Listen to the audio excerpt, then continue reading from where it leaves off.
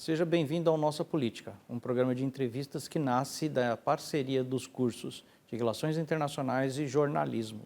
Eu sou Fábio Andrade, professor do curso de Relações Internacionais. E eu sou Maria Fernanda Neves, aluna de jornalismo. No programa de hoje temos a presença também de Karina Lopes, aluna do mesmo curso, e Tainá Paulino, aluna de Relações Internacionais. O tema de hoje é uma análise sobre a eleição de 2018. A eleição ficou marcada por uma nova forma de se fazer política, com as redes sociais ditando a pauta e a vitória de Jair Bolsonaro. Para nos ajudar a entender esse momento decisivo, nós convidamos o professor Gunter, da SPM São Paulo. Seja muito bem-vindo, professor. Eu que agradeço, obrigado pelo convite. Professor, e qual era o cenário político-econômico daquela época de 2018? A gente vinha de uma recessão, 2 anos de recessão profunda que o Brasil não via há muito tempo, décadas, e que poucos países passaram no mundo com algo parecido. Um desemprego altíssimo, chegando acima dos 14%, e um descontentamento com a política muito grande, que já vinha dos famosos protestos de 2003, antes da Copa do Mundo. Então, você tinha um descontentamento generalizado. Acho que isso que é um quadro que, antes de mais nada, precisa ser muito bem entendido. Professor, quais eram os principais nomes das eleições de 2018 e quais apoio eles tinham, sejam de partidos políticos ou personalidades? Olha, eu caracterizaria que, fundamentalmente, você tinha 3. O vale embate entre PT e PSDB, Fernando Haddad pelo PT e Geraldo Alckmin, pelo PSDB. O Alckmin conseguindo uma grande coalizão para ter um bom tempo de televisão, como se acreditava ainda que tempo de TV era fundamental para se conseguir ganhar a eleição. O Haddad carregando, entre outro lado, o peso de CPT, do Lula ainda estando preso, não podendo concorrer, e correndo por fora, nesse linguajar bem futebolístico de turf, literalmente por fora, Jair Bolsonaro, ninguém dando muita atenção, e que acabou justamente conseguindo surpreender todos, porque até aquele momento se acreditava que se repetiria o duelo entre PT e PSDB novamente, que já vinha de várias eleições nacionalmente e principalmente aqui no estado de São Paulo. Professor, esperava-se que o Lula concorresse nas eleições de 2018, mas no final quem entrou foi o Fernando Haddad para concorrer. Quais foram os impactos provenientes dessa mudança na chapa do PT? Antes de mais nada, parece óbvio, mas tem que se dizer, Haddad não é Lula. O Lula, com a personalidade dele e com o carisma dele, sempre conseguiu, principalmente a partir da eleição de 2002, ele conseguiu furar a bolha da esquerda, o grupo da esquerda, e conseguiu caminhar para o centro, principalmente depois da Carta ao Povo Brasileiro. Então, ele tem esse carisma, um carisma pessoal, até quase que em alguns pontos messiânico, principalmente para a esquerda. O Haddad não tem esse carisma. Por mais que ele tenha sido eleito prefeito de São Paulo, ele não tem. E por isso foi um peso muito grande e que, no momento em que o sentimento anti-PT, por todos os escândalos de corrupção, por o Lula estar preso, foi muito forte. Por isso que ele não conseguiu furar essa bolha da esquerda. Por isso que eu também considero isso um dos fatores que leva a essa eleição de Bolsonaro. O Alckmin, como você mesmo destacou, conseguiu uma frente ampla, digamos assim, 9 partidos, maior tempo de TV, e ainda assim saiu da eleição menor do que entrou. Como é que a gente consegue explicar esse fenômeno? Primeiro, eu acho que o grande desalento com a política. E aí eu acho que é importante a gente também entender que o Brasil não é algo à parte.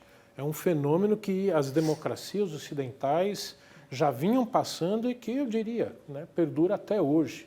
Então, esse desalento com a política, o desalento com os partidos tradicionais,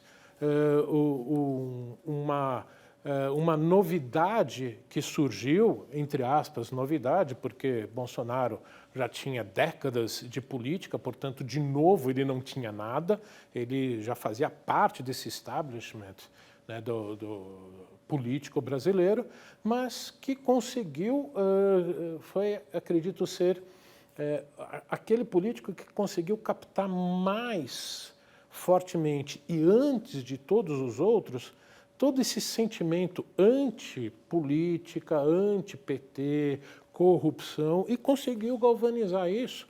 E o Alckmin acabou, como você falou, realmente saindo menor do que entrou. Por quê? Trabalhou naquela visão antiga da política que vinha se fazendo 2 décadas, né, de embate entre PT e PSDB, e que cansou o eleitor como um todo. Professor, agora em relação a Marina Silva, a gente viu que a diferença de 2014 para 2018 foi uma grande dissipação de votos, considerável. A gente tem algum motivo para explicar o porquê? Primeiro tem uma imagem que eu acredito que colou muito nela, dela somente aparecer em alguns momentos, né, perto das eleições e entre as eleições, que a gente não pode esquecer, o Brasil tem eleição a cada 2 anos. Né? Então, a cada 2 anos ela aparecia e aparecia pouco e, portanto, foi se desgastando. E na eleição de 14, o bombardeio que o PT fez contra ela, a desconstrução da imagem dela, foi muito, muito forte. Então, eu acho que, juntando tudo isso, e também ela tendo, em parte, essa percepção de que ela só aparecia nos momentos de eleição, não estou nesse pacote todo, é mais uma, né, política da política, como sempre. Acabou desgastando, como praticamente todos foram. Como você vê a superutilização das mídias sociais na eleição de 2018? Foi gigantesco porque o Jair Bolsonaro vinha aprimorando, na verdade, quando fala Jair Bolsonaro, tem que entender o clã Bolsonaro, que soube manejar isso muito bem. Então, toda essa parte de mídia, principalmente de redes sociais, quem está por trás é o Carlos Bolsonaro.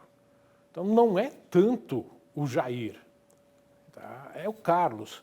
E o Jair construiu um personagem muito bem trabalhado pelo filho que, até onde eu saiba, teve treinamento com grupos mais, né, de direita, conservadores, principalmente nos Estados Unidos, com Steve Bannon, um grande articulador, né, desses grupos de extrema direita aqui no Ocidente, e que preparou muito bem.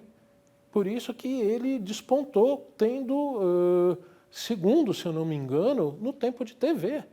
E por isso mesmo que virou um case de estudo e que trouxe reflexo para as eleições posteriores a isso. Então, sem dúvida alguma, juntando esse descontentamento que a gente falou antes, com toda essa muito bem utilizada rede social, redes sociais, não um único meio, levou a esse fenômeno que ele foi em 2018. O senhor acredita que esse foi o fator decisivo para impulsionar o Bolsonaro, que era um candidato com uma expressão política baixa, já que ele aprovou 3 projetos de lei em 28 anos de mandato? Ou o senhor acredita que existe algum outro fator por trás de tudo isso? Bom, ele conseguiu se posicionar como esse anti-establishment, anti a política tradicional, anti o sistema, como se tivesse, né, uma grande coordenação, né, de todo o sistema político, e que isso não é um fenômeno só brasileiro, de novo, é um fenômeno que aconteceu em vários países ocidentais. A gente não podemos esquecer o próprio Donald Trump nos Estados Unidos, o próprio Boris Johnson no Reino Unido, na Alemanha um pouco menos personalizado, mas a ascensão da extrema-direita também, teve candidatos populistas de extrema-direita que também se apresentaram como anti-establishment, chegando em vários países da Europa. Não é um fenômeno somente brasileiro. A democracia ocidental como um todo vem passando por esse processo e que, de novo, aqui no Brasil, ele foi aquele que soube captar e se preparar muito bem antes de qualquer outro e que veio construindo essa imagem de antissistema e que alguns outros candidatos depois e antes tentaram fazer algo parecido. Gunter, você comentou muito os elementos externos para a gente entender o Bolsonaro. Pensando do ponto de vista interno, há alguns analistas que atribuem um peso grande à comunidade evangélica e o apoio que ele conseguiu. Faz sentido, de fato, foi relevante o apoio da comunidade evangélica para o Bolsonaro em 2018? Sem dúvida alguma, a ascensão dos evangélicos como uma representação grande da população brasileira, em que eles vieram se organizando para ter uma base política no Congresso Nacional, defendendo as suas pautas e que, frente a toda a agenda que o PT representava, a chamada agenda de costumes, sem dúvida alguma, o Bolsonaro conseguiu captar muito bem isso e conseguiu capturar esse voto através de uma articulação com as lideranças dos principais linhas dos chamados evangélicos, porque, diferentemente da Igreja Católica, com uma liderança única, esse é um grupo bastante disperso. A gente não pode esquecer que, mesmo em 2018, ainda havia algumas lideranças evangélicas que apoiaram o Lula.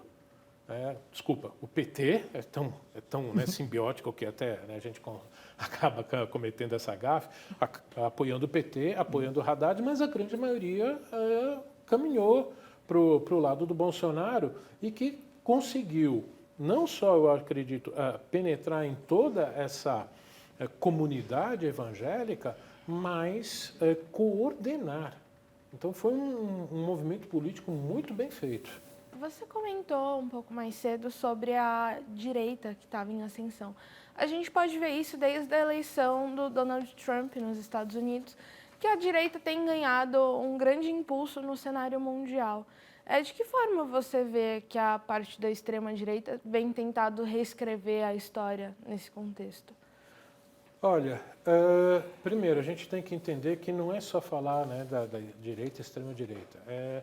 É uma extrema-direita populista, que eu sempre costumo dizer que vende as soluções fáceis para problemas complexos, para uma sociedade que vem, e eu digo sociedade, o Ocidente como um todo, que vem muito fragilizada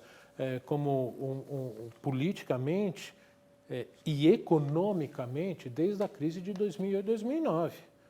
Então, desde lá de trás, quando o desemprego cresceu fortemente no Ocidente como um todo, você pode fazer essa correlação direta. É quando eles começam a ter essa ascensão por venderem essas visões muito fáceis de mundo e muito certeiros. Realmente é fácil resolver. É só fazer o que eu estou falando.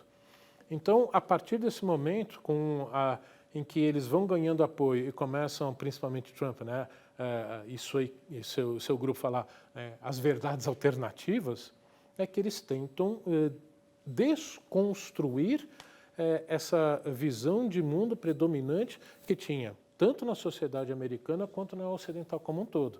Essa frase me marcou muito, verdades alternativas. E aí ganharam cada vez mais apoio.